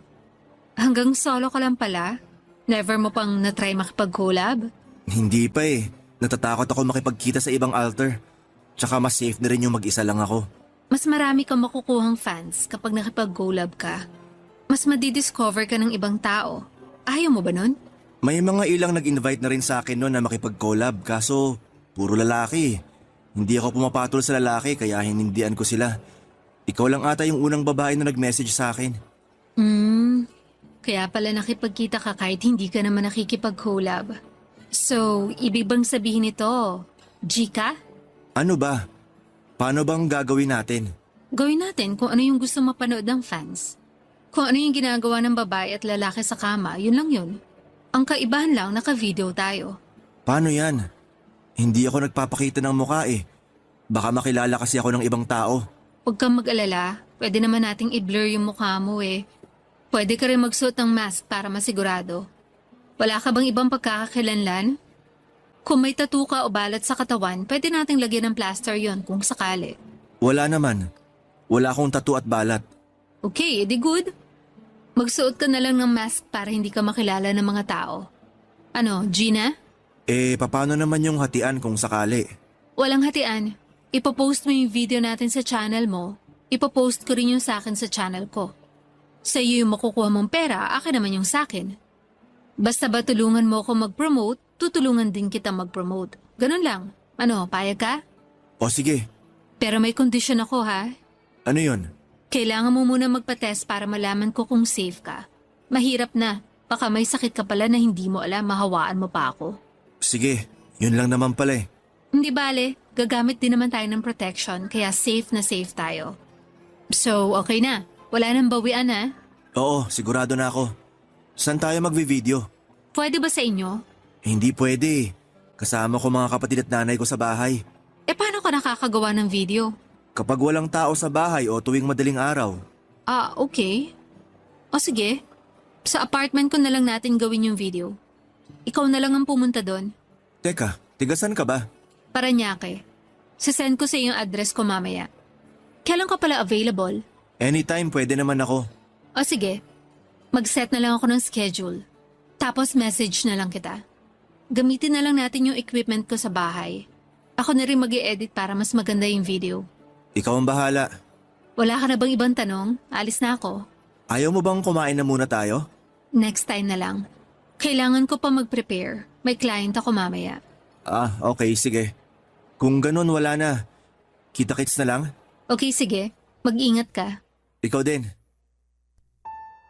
Papadudot, aaminin ko na unang kita ko pa lamang kay Isa ay na-turn on na kaagad ako sa kanya. Napakaganda niyang babae. Sobrang bango pa. Para siyang bulaklak na masarap pitasin. Maputi siya at maganda ang kanyang katawan. Para siyang sexy star na napapanood sa mga pelikula. Hindi ko yon inaasahan dahil dami account lamang ang ginagamit niya sa pagme-message sa akin noon. At wala itong ibang picture maliban sa isang cartoon character. Matapos nga ang pagkikita namin ni Isa ay nag-subscribe ako sa channel niya at pinanood ko ang mga video niya. Napaka-wild niya sa mga video niya. Taliwas na taliwas ito sa mga maamon niyang mukha na parang hindi makabasag pinggan. Ibang-iba siya noong nagkausap kami at noong nasa harap na siya ng kamera. Nagulat din ako sa dami ng subscribers niya. Bawat video niya ay umaabot ng libo-libong views. Ilang araw matapos ang pagkikita namin ay nag-set ng date si Isa para sa collab naming dalawa. Nagpunta ako sa apartment niya na studio type. Nagkalat sa paligid ang mga ring light at dalawang kamera. Noon ay nakita ko ang itim na sofa na laging present sa mga video niya. Maliban sa kama ay doon kasi niya karaniwang ginagawa ang mga video na ipinopost niya online. Bago kami gumawa ng video ay nag-live pa noon si Isa kasama ako para i-announce ang upcoming collab naming dalawa sa kanyang mga fans. Noong time na yun ay sobrang dami ng taong nagpapadala sa kanya ng virtual gifts na pwedeng ipamalit sa pera. May mga request din ng fans nila na ginawa namin tulad ng kiss sa harapan ng kamera at kung ano-ano pa. Pagkatapos noon ay saka namin ginawa ang video na umabot ng halos 1 oras.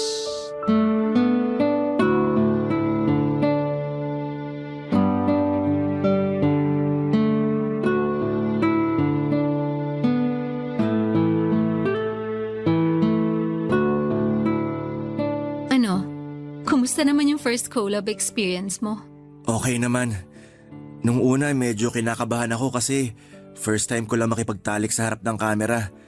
Pero kalaunan nakalimutan ko na rin na may kamerang nakatutok sa atin. Nagulat nga ako na nakatagal ka rin eh. Mahaba rin yung nagawa nating video ah. Ang hirap kayang magpigil. Pero sabi mo nga kailangan umabot ng at least 30 minutes para masulit ng mga tao yung bayad nila. Oo. Sila ang boss natin eh. At kung anong gusto nila mapanood, yun dapat ang i-perform natin. Sorry pala kung sa mukha mo tumama yung… Wala yun. Mas gusto nga nila eh. Alam mo, sa trabaho nating to, gustong-gusto ng mga nanonood yung wild. Hindi kasi nila nagagawa yun sa totoong buhay. Kaya tayong gumagawa nun para sa kanila. So paano pala yun? Isasend mo na lang sa akin yung video para ma-post ko sa channel ko? Oo.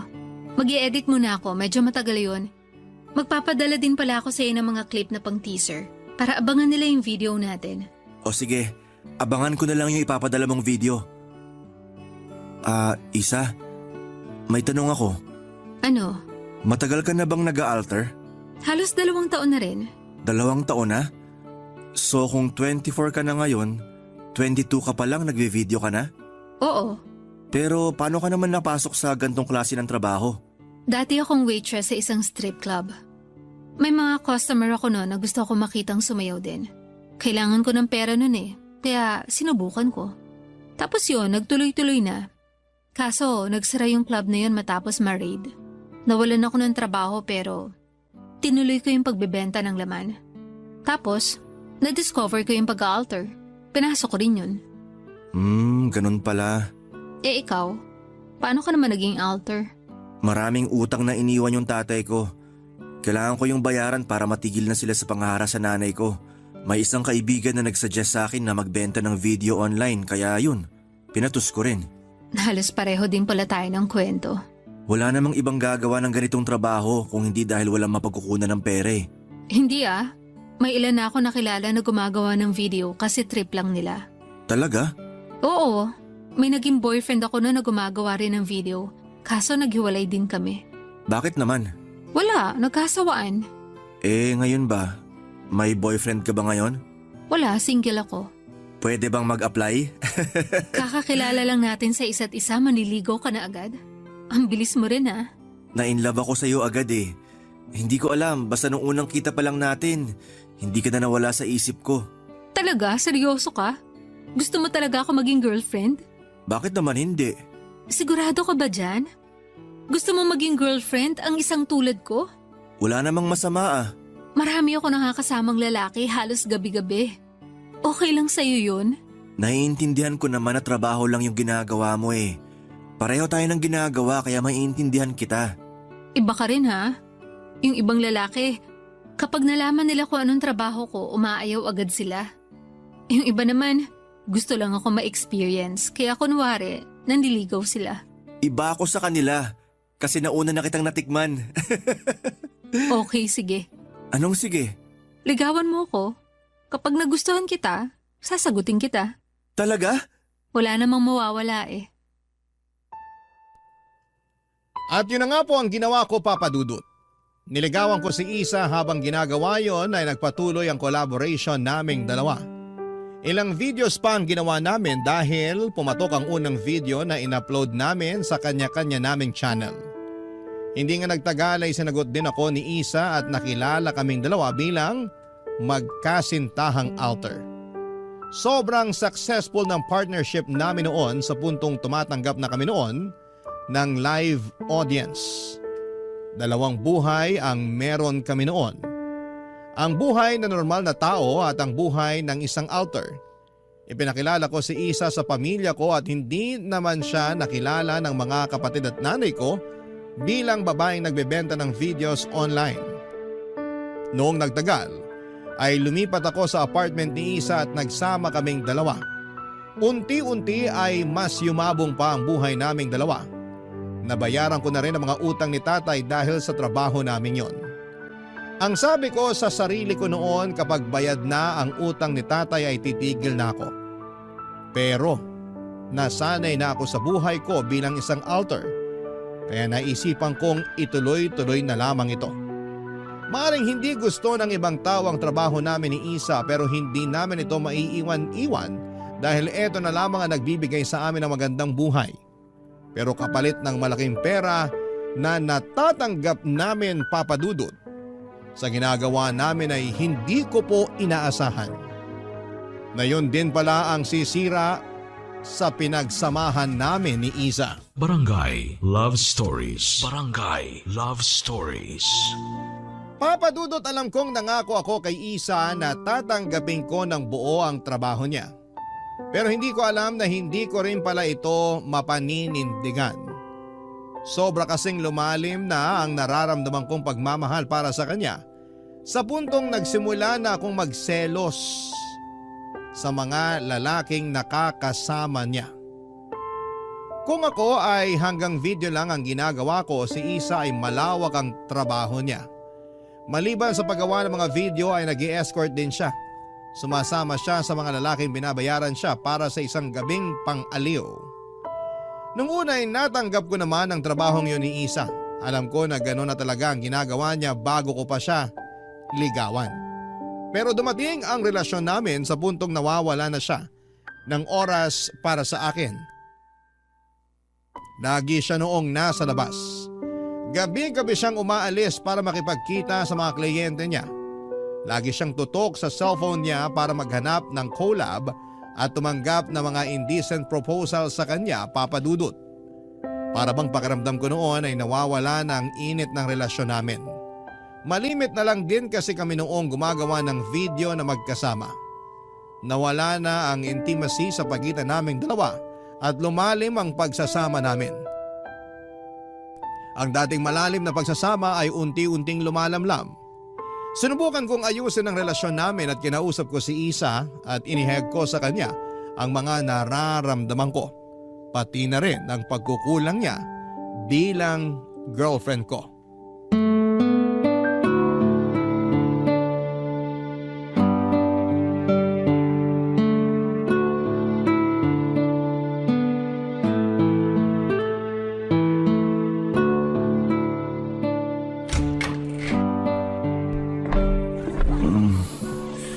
Uuwi mo lang? Oo. Nagising ba kita? Sorry. Anong oras na ba? Alas 6 na. Usog ka nga. Iidlip lang ako saglit bago ako umalis. Aalis ka ulit? Saan ka pupunta? Oo, aalis ako mamayang alas 9. May client ako sa Tagaytay. Pabiyahe ako na maaga kasi sasabay ako sa kakilala ko. Usog ka na, dali. Oh, dito ka. Tagaytay? Ang layo naman nun. Oo, sa Tagaytay. Medyo malaki to kaya hindi ko siya mahindian. Tsaka matagal ko ng fan yung client na to eh. Sunod-sunod yung racket mo ah. Magpahinga ka naman. Hindi na kita nakakasama rito sa bahay. Bukas wala akong trabaho. Masusolo mo ko, huwag kang mag-alala. Ay, nasanay na lang talaga ako. So bakit ka naman inabot ng alas 6 ngayon? Nag-request yung client ko eh. Sabahan ko raw siya mag-breakfast sa hotel nila bago ako umuwi. Sinamahan mo naman. Malamang, may ekstrang bayad yun eh. Sayang naman, tsaka libre na yung pagkain kaya pumayag na ako. Mabuti pa yung ibang tao na kasama mo sa pagkain. Samantalang ako na boyfriend mo, hindi mo man lang ako magawang saluhan. Sorry na, busy lang talaga. Ayaw mo bang tumigil na lang sa trabahong to? Okay naman na tayo eh. Maayos na buhay natin. May konting ipon na rin naman ako. Maghanap na lang tayo ng normal na trabaho. Akala ko ba naiintindihan mo tong trabaho kong to? Oo, naiintindihan ko naman. Pero ito na ba talaga yung gusto mong buhay? Ayaw mo bang bumuo ng panibago kasama ko? Ayaw mo bang lumagay na lang sa tahimik? Yun ba ang gusto mong mangyari kaya hindi ka na gumagawa ng video? Oo, sana. Sige, gagawin ko yung gusto mo. Talaga? Oo. Kung gusto mong tumigil na ako sa ginagawa ko, gagawin ko. Hindi nga. Oo nga. Mahal kita eh. Kaya kung gusto mong tigilan ko na to, gagawin ko para sa'yo. Paano yung mga client mo? Tatapusin ko lang yung mga nakabook sa akin tapos magpapaalam na ako sa kanila. Salamat at naiintindihan mo ako. May gusto ka pa bang ibang sabihin na bumabagabag sa isip mo? Wala na. Okay. So kung titigil na tayo dito, ano magiging trabaho natin? Nakapagtapos ka naman, di ba? Sigurado ako mabilis ka lang makakakuha ng trabaho. Ang totoo niya, naghahanap na nga ako ng trabaho ko eh. Talaga? Saan naman? Parang gusto ko maging virtual assistant. Sikat yun ngayon eh. Nag-try ako mag-apply last week. Kaya mo ba yun? Lahat naman natututunan eh. Mukhang maganda nga yun na trabaho. Balita ko malaki din ang kita dyan eh. Kaya nga ako nagkaroon ng interest dun eh. Sana pala rin. Sana nga. Basta, nandito lang ako para suportahan ka. Ikaw rin. Susuportahan din kita sa kung ano man ang gusto mong gawin. Okay, pag-iisipan ko muna kung saan trabaho ako lilipat. Pero sa ngayon inaantok na talaga ako. Matutulog muna ako ah. Sige, matutulog din ulit ako para may katabi ka. At katulad nga na napag-usapan namin ni Isa ay tinapos na lamang niya ang ibang booking niya at saka hindi na siya tumanggap ng bago. Nagpaalam kami sa mga fans namin at doon din ay tuluyan na naming tinalikuran ang buhay namin bilang alter. Dahil nahirapan ako maghanap ng trabaho ay naisipan namin ni Isa na magpatayo ng isang negosyo. gamit ang ipon namin ay bumuo kami ng isang coffee shop na siyang naging source of income namin. Sa unang pagkakataon ay nakapamuhay kami ni Isa na parang normal na tao. Nakapag-focus kami sa isa't isa at nagpatibay sa relasyon namin yun. Dream come true para sa akin na makasama ko ang taong minamahal ko. Natutuwa ako na sabay naming binuo at binago ang buhay namin, Papa Dudut. Tumagal ang tahimik naming buhay ni Isa ng 1 taon. Maayos naman ang naging takbo ng relasyon namin. Naging maganda rin ang outcome ng negosyo. Walang naging problema sa pagsasama naming dalawa. Hanggang sa isang araw ay nahuli ko na labang si Isa na may tinatago palang sekreto mula sa akin. Papa Dudut, hindi pala siya tumigil sa pagiging escort niya. Nabasa ko ang lahat ng mga convo niya sa kanyang kliyente nung hindi na niya na-log out ang account niya sa laptop na gamit namin. Lumubog ang puso ko noong nalaman kong patuloy pa rin palang nakikipagkita si Isa sa ibang lalaki. Nang gabing yon ay isang matinding away ang namagitan sa aming dalawa, Papa Dudut.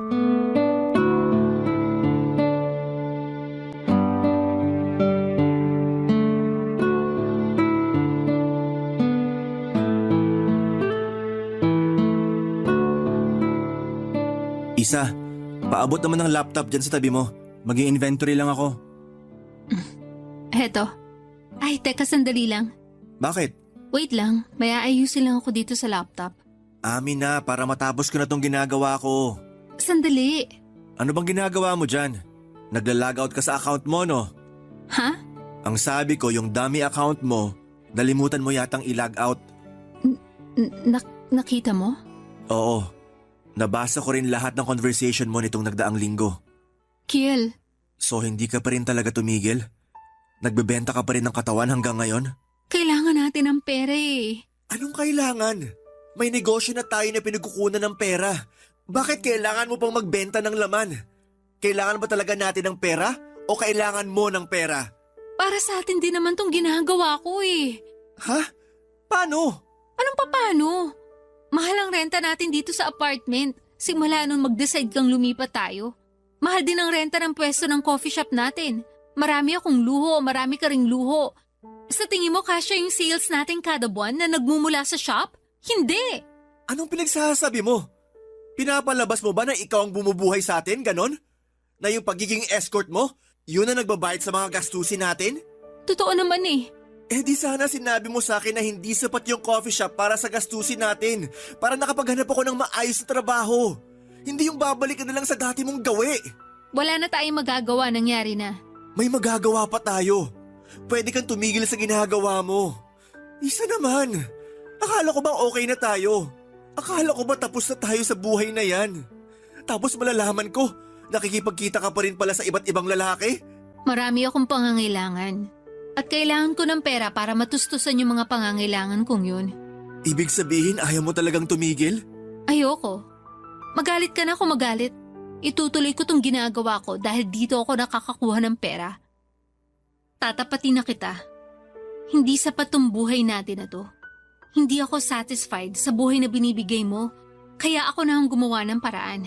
Mas mahalaga yung mga pangangailangan mo kaysa sa relasyon natin? Kaysa sa akin? Oo, yun ang totoo. So kaya mo akong iwan para sa trabaho mong yan? Huwag mo akong papiliin, Kiel. Hindi pwede. Kailangan mong mamili. Ako o yung trabaho mo? Kiel, Isa, ako o yung trabaho mo? Alin ang pipiliin mo? yung trabaho ko. Ito ang gusto ko. Wow! Ganon-ganon na lang? Kaya mo akong iwan para sa pansariling interes mo? Pinapili mo ko eh. Kaya pinili ko yung mas gusto ko. Kiel, totoong buhay to. Hindi drama na pwedeng dayain dahil lang mahal natin ang isa't isa. Sorry, pero hindi ko kaya maghirap kung alam kong kaya ko namang i-provide yung mga pangangailangan ko. Ibang klase ka. Paano mo nasasabi itong mga bagay na to? Ikaw ang nagsimula nito kaya wag mo kong sisihin. Isa lang naman ang solusyon sa problema nating to. Para masalba tong relasyon natin, tanggapin mo kung ano ako. Yun lang yun. Hindi. Kung hindi mo kayang magbago para sa akin, para sa relasyon natin, wala nang rason para isalba pa tong pagsasama na to. Kung mas mahalaga ang trabaho mo kaysa sa akin, hindi ko na ipaglalaban to. Bibitawan mo ako? Sige. Sana maging masaya ka sa ginagawa mo. Kiel, sandali! Huwag kang umalis, Kiel! Papa Dudut, siguro nga'y hindi kami para sa isa't isa ni Isa. Hindi kami nakatadhanang dalawa na magsama. Magkaiba kami ng gusto, magkaiba kami ng hangarin sa buhay. Mas mahal niya ang trabaho niya, mas mahal ko siya. Yon ang pinagkaiba naming dalawa. Pero hindi ko rin hahayaang saktan ko ang sarili ko. Hindi ko kayang gabi-gabing nag-iisip kung sino ang lalaking kasama ng girlfriend ko. Kung hindi niya kayang bitawan ang trabaho niya, ako na lamang ang bumitaw sa kanya. Ilang linggo ang lumipas ay desidido pa rin talaga si Isa na ipagpatuloy ang dati niyang buhay. Kaya naman ako na mismo ang nakipaghiwalay sa kanya. Bumalik ako sa pamilya ko. Iniwan ko sa kanyang apartment namin at binayaran ko na lamang siya para masolo ko ang coffee shop na pinatayo namin. Simula noon ay hindi na muli kaming nag-usap pa. Alam kong malaki ang naitulong sa akin ng pagiging alter ko. Nabago nito ang buhay ko pero ng mga panahong yon ay gusto kong manggaling naman ngayon ang perang nakukuha ko sa bagay na hindi ko ikinakahiya. Nagpursigi ako at ipinagpatuloy ko ang nasimulan kong negosyo. Nag-ipon ako ng pera at binuo kong muli ang sarili ko. Sa ngayon, Papa Dudut, ay masaya na ako sa buhay ko kasama ang sarili kong pamilya. May isa na po akong anak sa ngayon. Ang huling balita ko kay Isa ay isa na raw siyang kabit ng matandang politiko. Hindi ko alam kung gaano katotoo ang balitang yon, pero hindi ko na rin po ito masyadong binigyan ng atensyon. Samantala, ang buhay ko bilang alter noon ay tuluyan ko nang ibinaon sa limot. Hanggang ngayon ay nananatiling sekreto ang parte ng buhay kong yon na dadalhin ko na hanggang sa aking kamatayan. Dito na po nagtatapos ang kwento ko. Maraming salamat po sa inyo, Papa Dudut, at sa inyong mga tagapakinig sa inyong programa sa pagpili ng aking sulat. Ang inyong forever kapuso at kabarangay, Kiel.